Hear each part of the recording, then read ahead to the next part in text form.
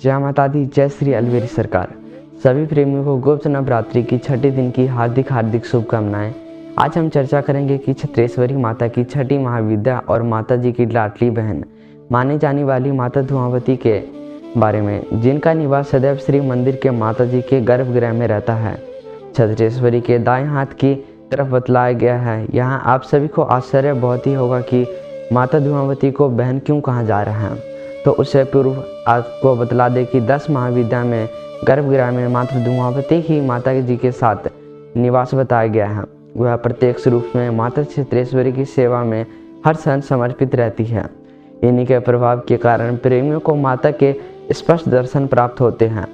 यह धूम शक्ति कही गई है। श्री मंदिर में महीने में एक बार होने वाली पालकी ब्राह्मण शोभा यात्रा की अगुवाई भी माता धुआंवती ही करती हैं, जिसमें इनका निवास विधवा स्त्री के सिर पर रखा कुंड माना जाता है। अब बात करते हैं इनकी अवतार तिथि के बारे में।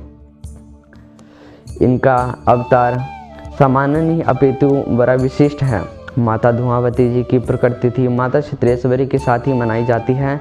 ज्येष्ठ मास की शुक्ल पक्ष की अष्टमी के दिन ही मध्य बेला में जहां माता छत्रेश्वरी प्रकट हुई थी, वही संध्या बेला प्रदोष काल में धुआंवती का अवतार रानी माँ के अंतर्वस्त्र से हुआ। माता छत्रेश्वरी अपनी छोटी बहन से बहुत अत्यधिक प्यार करती है। अपनी दूसरी कला से यह देवी लक्ष्मी की बड़ी बहन भी है। उस स्वरूप में इन्हें देवी ज्येष्ठा कहा जाता है। इसलिए ज्योतिषी शास्त्र में ज्येष्ठा नक्षत्र में पैदा होने वाला जातक सदैव कष्ट भोगता है, लक्ष्मी का भी उपयोग नहीं कर पाता तथा दुख संकट रोग कभी उसका पीछा नहीं छोड़ते।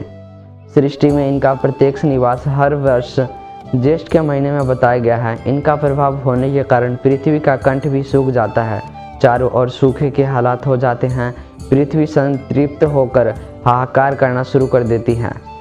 चारों ओर सिर्फ कवे कर्ष की वाणी सुनाई देती है। गर्मी इतनी प्रचंड हो जाती है मानो साक्षात सूर्य नारायण भगवान पृथ्वी पर उतर आए हो। यह सब परिवर्तन धुआंवती के आगमन का संकेत होता है। इनका तीसरा स्वरूप भी लक्ष्मी की बहन के रूप में सागर मंथन से हुआ, जिसमें इन्हें अलक्ष्मी कहा गया है। आज नवरात्रि के छठे दिन के आप सभी को महाविद्या की हार्दिक आज नवरात्रि के षष्ठे दिन आप माँ के जिस महाविद्या के रूप को समझने जा रहे हैं वह बड़ी विचित्र है। ज्येष्ठ मास के शुक्ल पक्ष की अष्टमी तिथि को धुआंवती महाविद्या की अवतार ग्रहण करती है। जो व्यक्ति तंत्र के विषय में जानकारी रखते हैं वे 10 महाविद्याओं के बारे में अवश्य ही जानते होंगे। इन्हीं 10 महाविद्याओं में से एक माता छत्रेश्वरी की छोटी बहन माता धुआंवती महाविद्या यह विश्व की अमंगलपूर्ण अवस्था की अधिशास्त्री देवी है। वृद्ध रूपा, भूख प्यास से व्याकुल, अत्यंत रुक्ष नेत्रों वाली, कुरूपा, विरूपा और भयानक आकृति वाली है, जिसका दर्शन भी विवाहित सुहागन महिलाओं के लिए वर्जित बतलाया जाता है। यह एकमात्र ऐसी देवी है जिनका पूजा उपासना मांस मदिरा के साथ साथ प्याज और लहसुन से की जाती है। धुआंवती का कोई स्वामी नहीं है। इन्होंने कभी किसी की सत्ता स्वीकार नहीं की। यह अखंड है, अनंत है, सर्वशक्तिमान है, अर्थात यह कभी भी नहीं हारती। इनका कोई स्वामी न होने के कारण यह विधवा मानी जाती है।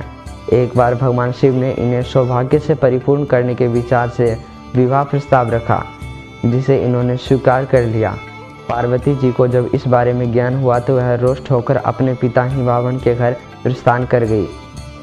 प्रस्ताव स्वीकार करने के उपरांत 10 दिन देवी ज्येष्ठा वहां सामान्य रूप से निवास करके देखना चाहती थी। इसलिए वह शिव के साथ कैलाश पर प्रस्ताव के अनुसार विकास करने पहुंची। अन्नपूर्णा स्वरूपिणी पार्वती के चले जाने पर कैलाश पर अन्न का अभाव हो गया। 7वें दिन भूख के कारण ज्येष्ठा को बड़ा क्रोध आ गया। उन्होंने शिव से भोजन की इच्छा व्यक्त की। शिव बेचारे वैरागी भोजन निर्माण प्रक्रिया का भला कैसे जाने।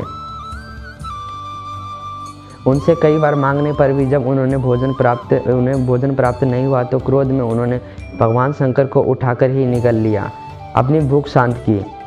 शिव को निगलने के कारण इनकी आकृति बड़ी भयानक दिखने लगी और इनके तन से धूम शक्ति प्रकट हुई। अर्थ उसी दिन संसार में धुआं प्रकट हुआ। उसके बाद धूम राशि प्रकट होने के कारण ही उस दिन से ज्येष्ठा देवी की धुआंवती नाम प्रकट हुआ। इसके बाद जब पार्वती को इसका ज्ञान हुआ तो वह बड़ी दुखी हुई तथा दुख में उन्होंने देवी धुआंवती को सदा विधवा रहने का श्राप दिया। यह कभी किसी की सत्ता स्वीकार नहीं करती।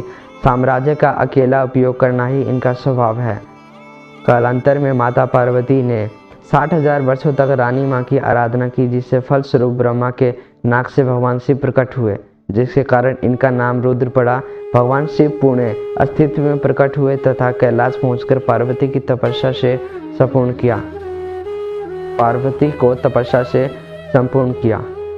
इस कथा से आप धुआंवती की शक्ति का आकलन कर सकते हैं। जो क्रोध में स्वयं महाकाल को भी निगल जाए, वह कितनी प्रचंड और भयानक होगी। घर परिवार में इनकी प्रतिमा आदि रखना भी वर्जित माना जाता है। सुहागिन महिलाओं को तो इनके दर्शन करने से मना किया जाता है। दर्शन करने मात्र से वह आंगन महिलाओं के सिंदूर नष्ट कर डालती है। विधवा स्वरूप वाली देवी बड़ी भयानक उग्र है। काग पर इनका निवास माना गया है, इसलिए हमारे घर परिवार में कौओं का आगमन शुभ नहीं होता। कौवे को मृत आत्माओं का प्रतीक माना जाता है, इसलिए श्राद्ध पक्ष में कौओं की प्रजाति को भोजन कराया जाता है। धुआंवती की साधना से जीवन में निश्चित सताती है। इनकी साधना या प्रार्थना से आत्मबल का विकास होता है। जब कोई साधक धुआंवती माता को सिद्ध कर लेता है तो इनकी कठोर आराधना करता है तो प्रसन्न होकर इस महाविद्या के फल से देवी धुआंवती शुक्री यानी सूअर के रूप में प्रत्यक्ष प्रकट होकर साधक के सभी रोग अरिष्ट और क्षत्रियों का नाश कर डालती है। प्रबल महाप्रतापी और सिद्ध महापुरुष के रूप में उस साधक की ख्याति हो जाती है। इन्हें सूअर का रूप धारण करना बहुत ही अधिक पसंद है। पशुओं में सूअर इन्हें परम प्रिय है। हमारे प्राचीन ऋग्वेद में रात्रि सूता में माता धुआंवती की उपासना सूत्रा यानी सूअर के रूप में की गई है। यदि आपको भी नवरात्रि में सात्विक रूप से माँ का पूजन कर रहे हैं तो नवरात्र की षष्ठी तिथि के दिन तिल मिश्रित घी से होम करें। यदि आप साधना करते हैं तो घर में धुआंवती का आगमन की इच्छा भी ना रखते हो, आपको ऐसा जरूर करना चाहिए। तथा धुआंवती साधना के लिए आवश्यक है कि इनका भोग आदि समर्पित भी श्रृंगार आदि समर्पित भी घर के चौखट के बाहर किया जाता है। यदि आज आप माँ को भोग लगा रहे हैं तो वह 2 भागों में समर्पित करें। पहला माता क्षेत्रेश्वरी जी के मंदिर तथा दूसरा माँ के धुआंवती के घर के बाहर समर्पित करें। घर के अंदर इनकी पूजा बिल्कुल भी नहीं करनी चाहिए। इनको चढ़ाने वाली प्रत्येक सामग्री पोटली में बांधकर घर के बाहर के दरवाजे में टांग दे तथा जब मंदिर आने पर घर से निकलने तब सफ़ेद रंग की पोटली को भी दूसरी पोटली के साथ मिला ले। धुआंवती महाविद्या की सात्विक सिद्धि के लिए सत्य निष्ठा का पालन करें, लोभ लालच से दूर रहे और प्रेम से माता क्षेत्रेश्वरी की पूजा करें। इससे धुआंवती अपने आप प्रसन्न हो जाएंगी तथा आपके घर परिवार से कभी भी दृष्टि नहीं डालेंगी। प्रधान रूप से इनकी पूजा का समय रात्रि 3 बजे का होता है, किंतु ब्रह्म मुहूर्त से पूर्व पूजा पूर्व होने के कारण के नियम को देखते हुए 1 से 3 का समय निर्धारित किया जाता है।